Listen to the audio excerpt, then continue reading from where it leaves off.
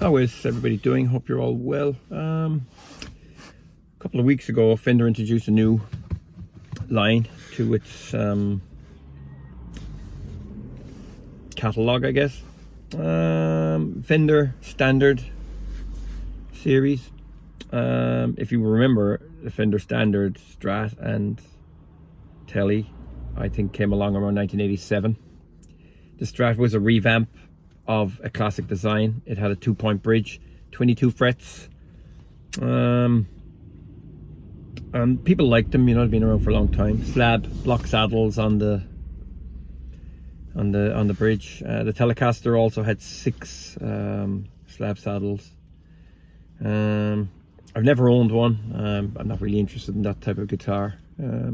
But now they've reintroduced the Standard, and remember as well there was the Mexican Standard. Again, there was a Strat which kind of looked like the classic design, because the Strat had the vintage bridge with the 6 screws and the bent metal saddles, and then also there was the 21 frets, but it had a 9.5 inch radius and medium jumbo frets, and they're quite popular. Sometimes they came with Alnico pickups, and sometimes they came with ceramics, and until the end of their run in around 2018 they came with Powferro fingerboards and ceramics. The Telecaster again was a 6 saddle.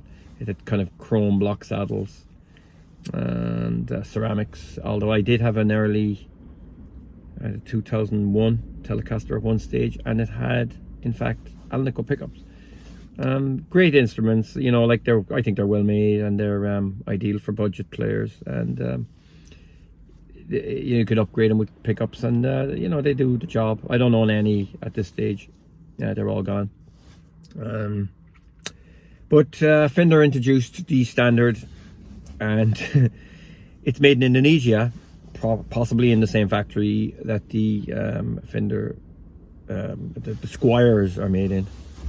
So some people are calling these Squenders, which is kind of funny. So the body is either poplar or basswood and stuff like that, made up of multiple pieces. Ceramic pickups.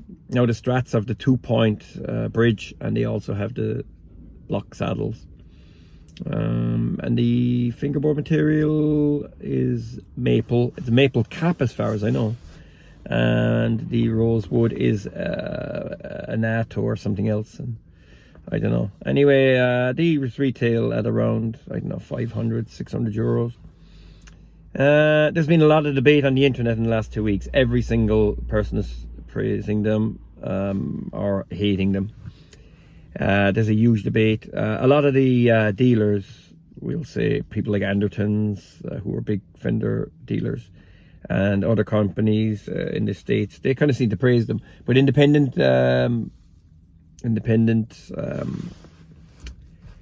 reviewers are kind of saying, yeah, they're okay, but for 150 less or whatever, you've got the Squier. It seems like a bit of a waste. And again, of course, the Player Series is a little bit more. It's another maybe 150, or you could buy a used player, and you could also, save up double and pick up a USA Fender. I've seen American specials go for 800, 750 sometimes, 750 euros. Even highway ones, and you'll get the nitro finish. I've seen highway ones go for 800. If you look on Reverb in Europe, you'll pick them up for 800. Yeah, I definitely, that Standard, the new Standard, is not for me. It's not for anybody really who owns USA guitars and who has, some of the better high-end Fender Mexican guitars. So, like a guy buying one who already has Fender guitars and USA guitars, up the line, even custom shop, and reviewing it, and I think it's kind of a bit silly, because it's not a guitar for that person. It's an entry-level guitar for a guy starting off who feels that for the extra 100 quid, he wants to have Fender on the headstock. It's an unusual guitar. It's obviously a marketing thing again by the investors, I presume. Is it going to damage the brand? You know, I haven't seen one. I'll probably never see one. I've no interest in it. But the debate is amazing. You know, like lots of people are, you know, reviewing them and buying them, and it's, you know, it's interesting. It's an interesting time. Philip McKnight in Know Your Gear, he did a review, and they said he was kind of the most honest review, but and then other people will say, oh no, he doesn't know what he's talking about, and yeah, the debate goes on. So what do you think of him? Again, like I said, it's a guitar that is not for anybody that's been playing a long time or anybody who's a professional. Of course, people will say, yeah, you can use it for that, but you can buy used Mexican standards. I would definitely rather buy that over that. And I'd say if you really want a guitar that you will have for many years and something that has good resale value, I'd say, you know, I'd be buying used USA. You're there then, you know, there's, okay, fine, performers, American specials, highway ones, they're probably not for everybody. But you know, you've got a kind of a vintage style instrument, with a modern neck. You know, obviously all these later series have got jumbo frets, but at least you're getting rosewood and you're getting alder bodies. The Strats are a turn off for me because since 2007 they put the big headstock on. 2006, 2007, the Highway one, the second series, they put the big CBS style headstock on the Strat.